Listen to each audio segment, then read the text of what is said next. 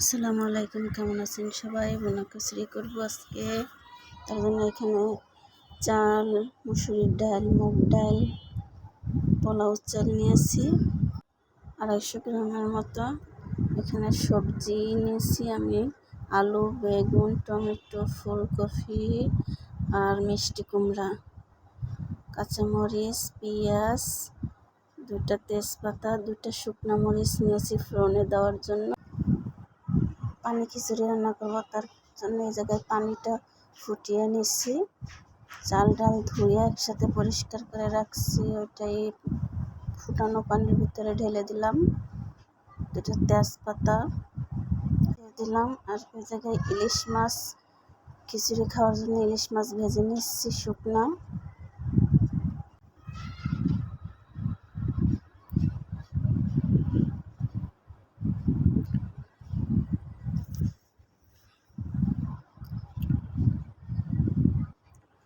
মাছটা ভাজা হয়ে গেলে আমি এই তেলেই সবজিগুলো ভেজে নিব।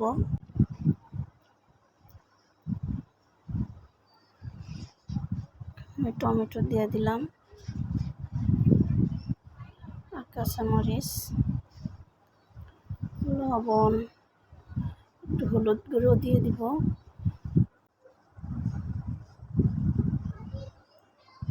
একটু মরিচের গুঁড়া। এবার আমি সবজিগুলো সব ভেজে নেব এক এক করে।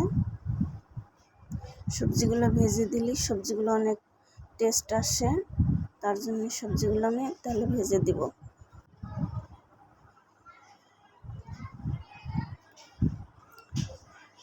এক এক করে সব সবজিগুলো ভেজে দিব।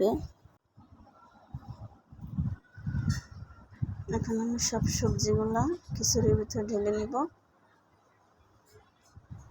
এবারে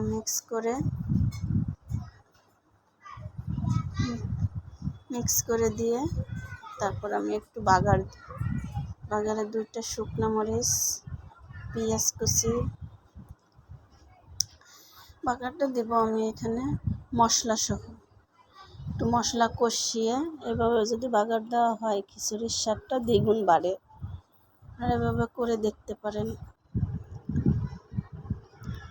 মশলাটা কষানো হয়ে গেছে, এখন আমি ঢেলে নিলাম মিক্স করে। এখন চুলা থেকে নামিয়ে নিব।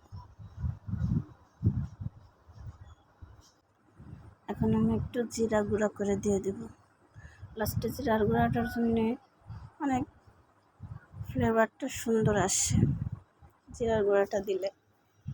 জিরার গুঁড়াটা মিক্স করে চুলা থেকে পাতিলটা নামিয়ে নিব। আমি তো অল্প বেশি করতে চাইনি, অল্পই করতে চাইছি, তাও আমার পাতিলটা ভরে গেছে সবজিটা দেওয়ার পরে। আমার ভিডিওটা এ পর্যন্ত শেষ। আল্লাহ হাফেজ। সবাই দোয়া করবেন আমার জন্য, ভালো থাকবেন সবাই। আসসালামু আলাইকুম।